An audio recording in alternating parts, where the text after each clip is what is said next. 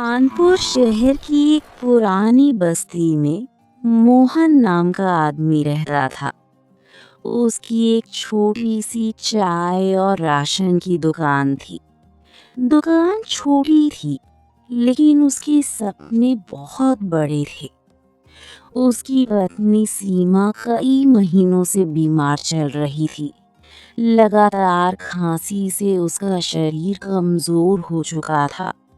बूढ़े पिता हरिराम की आंखों की रोशनी भी धीरे धीरे जा रही थी और उसका बेटा चिंटू पढ़ाई में बहुत तेज था। चिंटू रोज कहता, पापा, मैं बड़ा होकर अफसर बनूंगा। मोहन मुस्कुराकर जवाब देता, तू बस पढ़ बेटा, बाकी सब मैं संभाल लूंगा। लेकिन जिंदगी संभल नहीं रही थी। दुकान किराए की थी। हर महीने मकान मालिक जगदीश साहू किराया बढ़ाता जा रहा था। एक दिन वो कुछ कागज लेकर आया। मोहन, अगले महीने से किराया 10,000 होगा। मोहन के हाथ कांप गए। साहू जी, इतनी कमाई नहीं होती मेरी। तो दुकान खाली कर दो, लेने वाले बहुत हैं। मोहन ने रिश्तेदारों से मदद मांगी, दोस्तों से उधार लिया, मगर रकम पूरी नहीं हुई और एक सुबह उसकी दुकान खाली करा दी गई। सारा सामान सड़क पर पड़ा था। मोहन बस चुप खड़ा देखता रहा। उस दिन पहली बार चिंटू ने अपने पिता को टूटते देखा। घर पहुंचकर सीमा रोने लगी। अब घर कैसे चलेगा? पापा, मैं स्कूल छोड़ देता हूँ। मोहन ने तुरंत उसका हाथ पकड़ लिया। नहीं, चाहे मैं भूखा रहूं, लेकिन तू पढ़ेगा। कई दिन तक मोहन काम ढूंढता रहा। कहीं नौकरी नहीं मिली। आखिर उसने उधार लेकर एक पुराना रिक्शा खरीद लिया। पहली सुबह जब वो रिक्शा लेकर निकला, तब अंधेरा था। सड़कें खाली थी, लेकिन उसके मन में एक ही बात थी। हार नहीं माननी। धीरे धीरे लोग उसे पहचानने लगे। वो मेहनती था, ईमानदार था। अगर किसी गरीब के पास पूरे पैसे नहीं होते, तो वो आधे पैसे लेकर भी छोड़ आता। एक दिन एक बूढ़ी औरत अस्पताल जाने के लिए रो रही थी। बेटा, सब लोग 100 रुपए मांग रहे हैं, मेरे पास सिर्फ 40 हैं। मोहन मुस्कुराया। माँ जी, बैठ जाइए, जितना हो दे दीजिए। औरत की आंखें भर आईं। कुछ महीनों बाद जिंदगी फिर पलटी।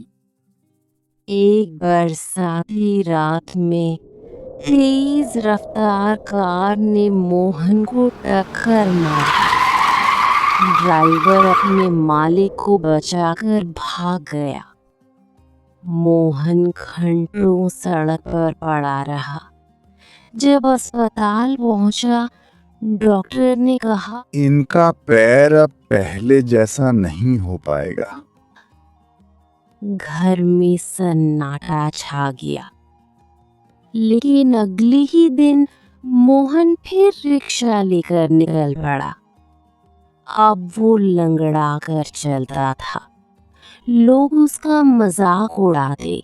अरे देखो, लंगड़ा रिक्शे वाला। कुछ लोग हंसते, कुछ तरस खाते, लेकिन मोहन उसे पता था, अगर आज रुक गया तो जिंदगी रुक जाएगी। उधर सीमा की बीमारी बढ़ती जा रही थी। पिता की आंखों का ऑपरेशन भी जरूरी था। पैसों की जरूरत बढ़ती जा रही थी। एक दिन मोहन को पता चला कि चिंटू स्कूल नहीं जा रहा। वो चुपके से उसके पीछे गया और देखा तू यहाँ क्या कर रहा है? मैं आपको अकेले नहीं लड़ने दूंगा पापा। मोहन की आंखें भर आईं। चिंटू रो पड़ा। दोनों सड़क किनारे बैठकर रोने लगे। एक रात घर में खाने को कुछ नहीं था। सीमा बोली, कोई बात नहीं, पानी पीकर सो जाते हैं। उस रात मोहन आसमान की तरफ देखकर बोला, भगवान, आखिर कब तक परीक्षा लोगे? अगले दिन एक सुनसान सड़क पर उसे एक आदमी बेहोश पड़ा मिला। मोहन रुका। उसके पास सिर्फ 5,000 रुपए थी, जो पिता के ऑपरेशन के लिए जमा किए थे। वो सोच में पड़ गया। अगर मैं इसे अस्पताल ले गया तो ऑपरेशन के पैसे खत्म हो जाएंगे। लेकिन अगले ही पल उसने आदमी को रिक्शे पर बिठाया और अस्पताल पहुंचा दिया। डॉक्टर ने तुरंत इलाज शुरू किया। मोहन ने अपने सारे पैसे जमा कर दिए। कुछ देर बाद उस आदमी को होश आया। वो शहर का बड़ा उद्योगपति विक्रम मल्होत्रा था। तभी उसका ड्राइवर अंदर आया और मोहन को देखते ही घबरा गया। ये वही आदमी था जिसने उस रात मोहन को टक्कर मारी थी। ड्राइवर कांपते हुए बोला, साहब, गलती मेरी थी। इसी आदमी का एक्सीडेंट हुआ था। पूरा कमरा शांत हो गया।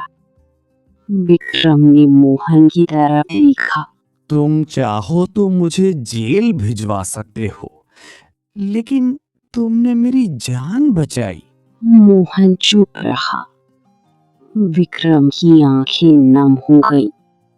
आज से तुम्हारी सारी जिम्मेदारी मेरी। कुछ महीनों बाद सीमा का इलाज पूरा हुआ। हरिराम की आंखों का ऑपरेशन हो गया। चिंटू फिर स्कूल जाने लगा और मोहन, वो अब भी वही इंसान था, सीधा, मेहनती और ईमानदार। क्योंकि इंसान की असली अमीरी पैसे से नहीं, उसके दिल से होती है। सीख, मुश्किल वक्त इंसान की असली पहचान दिखाता है। जो इंसान हालात से हार नहीं मानता और इंसानियत नहीं छोड़ता, अंत में जीत उसी की होती है।